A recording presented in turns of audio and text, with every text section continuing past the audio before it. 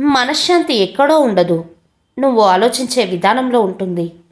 ఎంతసేపు వాళ్ళు వీళ్ళు ఏమనుకుంటారు అని ఆలోచించడం మానేసి నీకు నచ్చిన విధంగా, మనసు మెచ్చిన విధంగా బ్రతకడం మొదలు పెడితే ప్రశాంతంగా నీ వాకిలి తలుపు తడుతుంది మిత్రమా. మనిషికి మరణం విచిత్రమైనది. ఇంటి నిండా ఆస్తులు ఉన్న కోటీశ్వరులు అసలు మరణం ఎందుకు వస్తుందో అని ఏడుస్తున్నారు. అదే ఇంటి నిండా కష్టాలు ఉన్న పేదవారు చావు ఎప్పుడు వస్తుందో అని ఎదురు చూస్తున్నారు. మనిషి ఎక్కడ గెలుస్తున్నారో, ఎక్కడ అలసిపోతున్నారో ఎవరికీ తెలియదు. మట్టిలోకి మాత్రం మనశ్శాంతి లేకుండా వెళ్తున్నారు. నీ నిజమైన తోడు నీ శరీరమే. ఒక్కసారి నీ శరీరం స్పందించడం ఆగిపోతే ఎవరు నీ దగ్గర ఉండరుగాక ఉండరు. నువ్వు అవునన్నా కాదన్నా ఇది నిజం. నీ శరీరం మాత్రమే జననం నుండి మరణం దాకా కలిసి ఉంటుంది. నువ్వు ఎంత ఎక్కువ శ్రద్ధగా శరీరాన్ని చూసుకుంటావో నీ శరీరం కూడా నిన్ను అంత శ్రద్ధగా చూసుకుంటుంది మిత్రమా. సంతోషం నేర్పలేని ఎన్నో విషయాలు కన్నీళ్లు నేర్పుతాయి. గెలుపు నేర్పలేని ఎన్నో పాఠాలు ఓటమి నేర్పుతుంది. స్నేహం నేర్పలేని ఎన్నో జాగ్రత్తలు మోసం నేర్పుతుంది. గొంగలి పురుగు తన జీవితం అయిపోయింది అని బాధపడేలోపు అందమైన సీతాకోక చిలుకలా మారి స్వేచ్ఛగా ఎగిరిపోతుంది. మనిషి జీవితం కూడా అంతే. కష్టం వచ్చినప్పుడు ఓర్పుగా ఉంటే కొత్త జీవితం మొదలవుతుంది మిత్రమా. కొందరు మన ఇష్టాలతో పని లేకుండా మన జీవితంలోకి వచ్చి మన ఇష్టాలను అర్థం చేసుకొని మన జీవితంలో భాగమైపోతారు. మరికొందరు మనం చూపించే ఇష్టాన్ని చులకనగా చూసి మన మనసును అర్థం చేసుకోకుండా మన జీవితంలో నుండి దూరంగా పోతారు. విచిత్రమేంటో మన మనసు ఆనందానికి చెలిస్తుంది, బాధకు చెలిస్తుంది మిత్రమా. మన మీద మనకి నమ్మకం పెరగాలంటే అంతరాత్మకి జవాబుదారీగా ఉండాలి. మన మీద ఇతరులకు నమ్మకం పెరగాలంటే మన తప్పులకు మనమే బాధ్యత వహించాలి. కోపం, ఆవేశం ఉన్నవారికి మోసం చేయడం రాదు. మోసం చేసే వాళ్లకు కోపం, ఆవేశం ఉండదు. ప్రస్తుతం సమాజమంతా నటనతోనే ముడిపడి ఉంది. అలాంటి వారికే రోజులు కూడా బాగా కలిసి వస్తున్నాయి.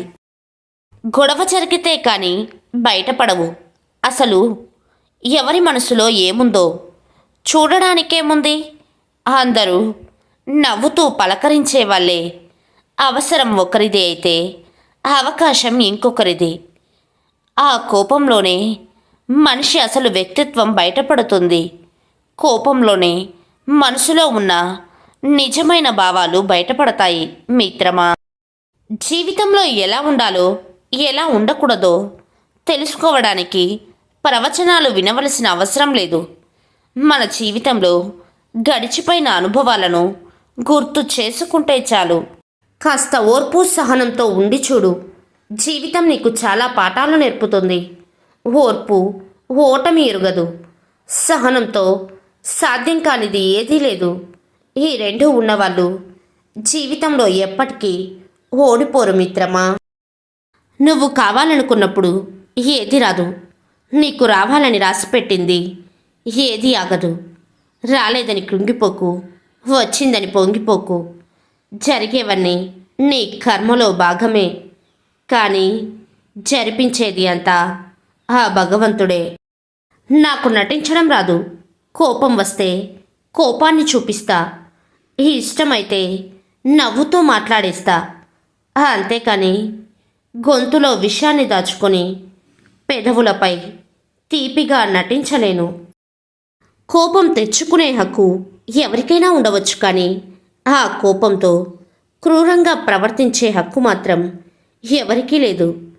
కారణం లేని కోపం, నమ్మకం లేని ప్రేమ, బాధ్యత లేని బంధం ఉన్నా లేకపోయినా ఒకటే. నీతో అవసరం లేకుండా నిన్ను ఎవరు ఇష్టపడరు. ఎందుకంటే స్వార్థం మనిషి జన్మ హక్కు కాబట్టి జీవితం అనే నాటకంలో మీ ప్రదర్శన ఎలా ఉండాలంటే నాటకం అయిపోయినా సరే చప్పట్లు మోగుతూనే ఉండాలి మిత్రమా. ఏది ఎలా చేయాలో ముందే నిశ్చయించుకున్న ఆ తర్వాత ఆ పని ప్రారంభించాలి. పని ప్రారంభించిన తర్వాత మధ్యలో ఆపే ఆలోచనలు చేయకూడదు. మరీ అంత నిజాయితీగా ఉండడం కూడా మంచిది కాదేమో. చెట్టు కొట్టడానికి వెళ్ళేవాడు ముందు నరికేది నిటారుగా సాఫీగా ఉన్న చెట్లను కదా. మన మీద మనకుండే నమ్మకం శత్రువుని భయపెడుతుంది. మన మీద మనకుండే అపనమ్మకం శత్రువు బలాన్ని పెంచుతుంది. నమ్మకాన్ని కోల్పోవద్దు మిత్రమా. చాలామంది తమ బాధలను ఎవరెవరికో చెప్పుకొని ఓదార్పు పొందాలి అనుకుంటారు. అయితే తమ బాధలను ఎవరికీ చెప్పకూడదు. మీ బంధువుగా భావించి నీ దుస్థితిని ఎవరికి చెబుతున్నావో రేపు మీ మధ్య బంధుత్వం చెడిపోయినప్పుడు వారు మిమ్మల్ని ఎగతాళి చేసే అవకాశం ఉంది మిత్రమా. 5 లక్షణాలు గల వ్యక్తులకు మనం ఎప్పుడూ దూరంగా ఉండాలి. అబద్ధాలు చెప్పేవారికి, మర్యాద ఇవ్వని వారికి, నలుగురిలో ఉన్నప్పుడు చులకనగా మాట్లాడేవారికి, మాట మీద నిలకడలేని వారికి, ఇక్కడ మాటలు అక్కడ, అక్కడ మాటలు ఇక్కడ చెప్పేవారికి మిత్రమా. గొడవ జరిగితే కానీ బయటపడవు. అసలు ఎవరి మనసులో ఏముందో చూడడానికేముంది. అందరూ నవ్వుతూ పలకరించే వాళ్ళే. అవసరం ఒకరిది అయితే అవకాశం ఇంకొకరిది. ఆ కోపంలోనే మనిషి అసలు వ్యక్తిత్వం బయటపడుతుంది. కోపంలోనే మనసులో ఉన్న నిజమైన భావాలు బయటపడతాయి మిత్రమా. దెబ్బ తగిలితే ఓర్చుకో, తప్పు జరిగితే నేర్చుకో, అప్పు అయితే తీర్చుకో, మాట జారితే సరిదిద్దుకో, మోసపోతే జాగ్రత్తగా నేర్చుకో. ఓర్చుకున్నవాడు ఓడిపోడు, నేర్చుకున్నవాడు ఆగిపోడు, తీర్చుకున్నవాడు ధన్యుడు, సరిదిద్దుకున్నవాడు చెడిపోడు, మోసం చేసినోడు బాగుపడడు. అన్నం పెట్టిన వారికి అన్యాయం చేసినా, సహాయం చేసిన వారికి మోసం చేసినా, దారి చూపిన వారికి ద్రోహం చేసినా, నమ్మిన వారికి వంచన చేసినా అది మహాపాపం. ఈరోజు సంతోషంగా ఉండవచ్చు, కానీ కర్మకు కాలానికి జ్ఞాపకశక్తి చాలా ఎక్కువ. ప్రతిఫలం మాత్రం అనుభవించి తీరాల్సిందే. డబ్బు నీ జోబులో ఉంటే అది నీకు బలమిస్తుంది, కానీ అది నీ నెత్తికెక్కితే నీ వ్యక్తిత్వాన్ని బలి తీసుకుంటుంది. నేటి లోకం నీ మంచితనాన్ని చూడకముందే నీ స్థాయిని చూస్తుంది. అందుకే నీ క్యారెక్టర్ను కాపాడుకుంటూనే ఎవరికి తల వంచకుండా బ్రతికే స్థాయికి ఎదగడమే అసలైన విజయం. సముద్రంలో వాన కురిస్తే ప్రయోజనం లేదు. పగటిపూట దీపం వెలిగితే ప్రయోజనం లేదు.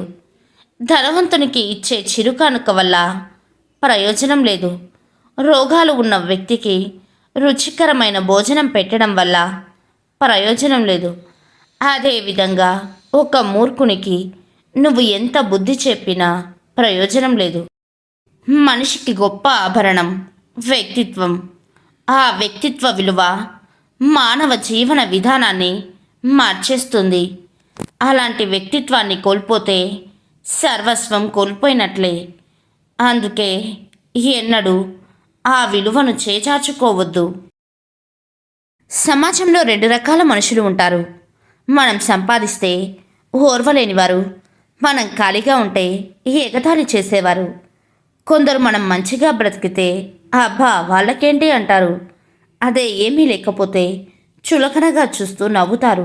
సంపద శాశ్వతం కాదు, మన జీవితం శాశ్వతం కాదు. శాశ్వతంగా నిలిచేది ఒక్కటే, అదే మన మంచితనం. నువ్వు నమ్మిన వారు నిన్ను మోసం చేస్తే అది నీ అసమర్థత కాదు. అదే తలుచుకుంటూ బాధపడుతూ కూర్చోకు. ప్రతీకారం కోసం కూడా ఎదురు చూడకు. వారి కర్మ అనుభవించే సమయం తప్పక వస్తుంది మిత్రమా. తప్పులు లోపాలు అందరిలోనూ ఉంటాయి, కానీ కనిపించేది మాత్రం ఎదుటి వాళ్ళలోనే. ఏమంటారు? గడిచిన కాలం గుర్తు రాకపోవచ్చు, కానీ ఆ అన్న మాటలు మాత్రం ఖచ్చితంగా గుర్తుంటాయి. చూసే కళ్ళకేం తెలుస్తుంది, మోసే గుండెకు మాత్రమే తెలుస్తుంది బాధ అంటే ఏందో. కాస్త ఓర్పు సహనంతో ఉండి చూడు, జీవితం నీకు చాలా పాఠాలు నేర్పుతుంది. ఓర్పు ఓటమి ఎరుగదు, సహనంతో సాధ్యం కానిది ఏదీ లేదు. ఈ రెండు ఉన్నవాళ్ళు జీవితంలో ఎప్పటికీ ఓడిపోరు మిత్రమా.